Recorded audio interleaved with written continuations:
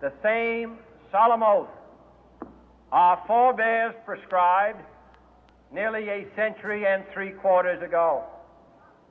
The world is very different now, for man holds in his mortal hands the power to abolish all forms of human poverty and all forms of human life. And yet the same revolutionary beliefs for which our forebears fought are still at issue around the globe. The belief that the rights of man come not from the generosity of the state, but from the hand of God. We dare not forget today that we are the heirs of that first revolution.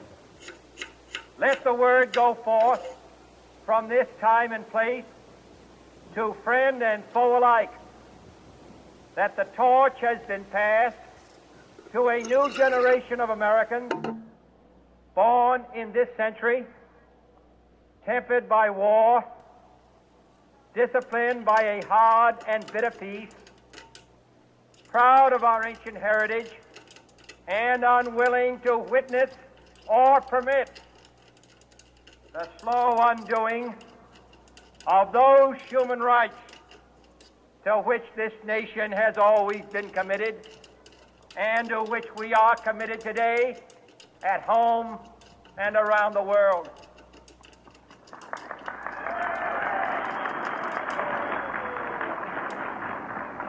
Let every nation know, whether it wishes us well or ill, that we shall pay any price, bear any burden, meet any hardship, support any friend, oppose any foe to assure the survival and the success of liberty.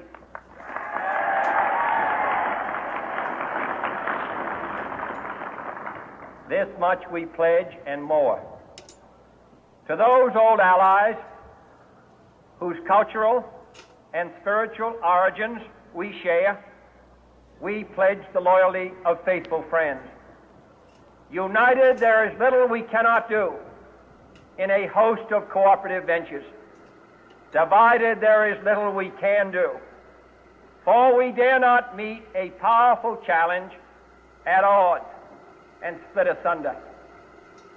To those new states whom we welcome to the ranks of the free, we pledge our word that one form of colonial control shall not have passed away, merely to be replaced by a far more iron tyranny.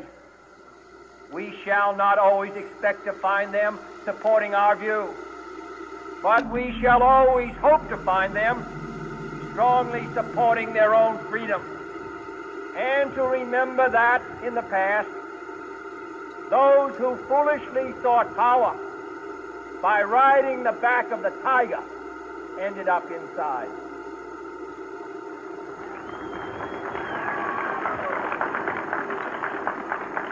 To those people in the huts and villages of half the globe struggling to break the bonds of mass misery, we pledge our best efforts to help them help themselves for whatever period is required, not because the communists may be doing it, not because we seek their votes, but because it is right. If a free society cannot help the many who are poor, it cannot save the few who are rich.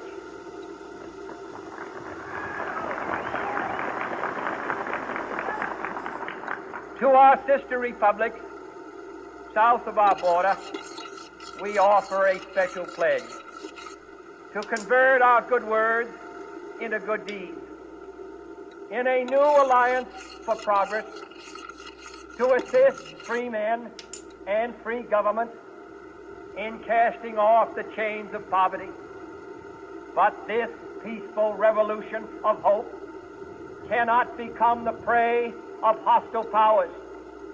Let all our neighbors know that we shall join with them to oppose aggression or subversion anywhere in the Americas, and let every other power know that this hemisphere intends to remain the master of its own house.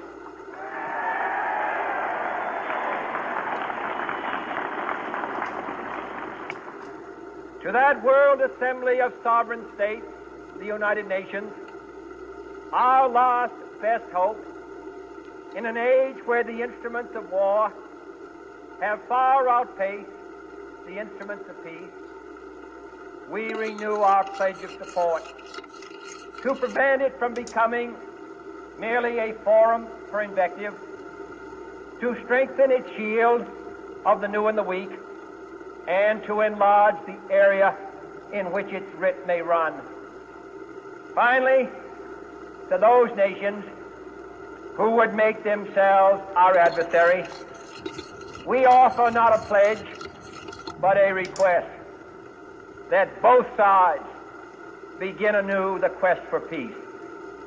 Before the dark powers of destruction, unleashed by science, engulf all humanity in planned or accidental self-destruction, we dare not tempt them with weakness, for only when our arms are sufficient beyond doubt can we be certain beyond doubt that they will never be employed.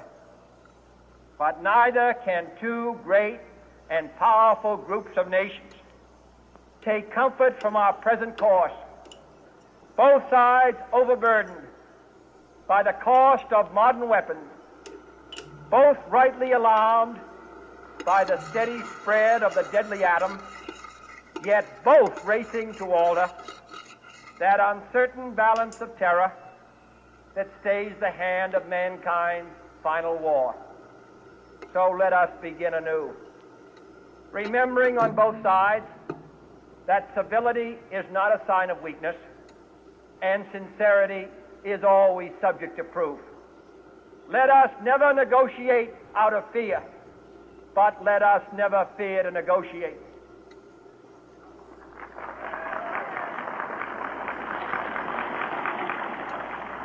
Let both sides explore what problems unite us, instead of belaboring those problems which divide us.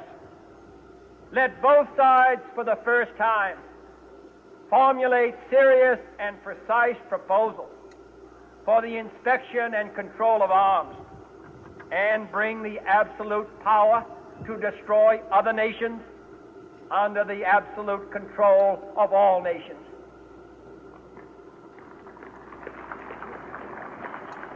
Let both sides seek to invoke the wonders of science instead of its terrors.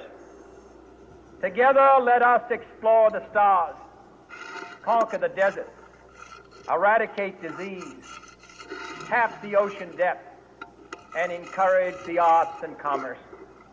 Let both sides unite to heed in all corners of the earth the command of Isaiah to undo the heavy burden and let the oppressed go free. And if a beachhead of cooperation may push back the jungle of suspicion, let both sides join in creating a new endeavor, not a new balance of power, but a new world of law, where the strong are just and the weak secure and the peace preserved.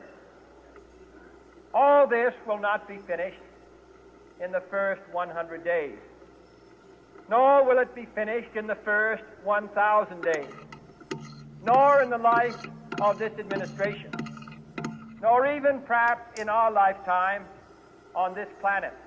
But let us begin.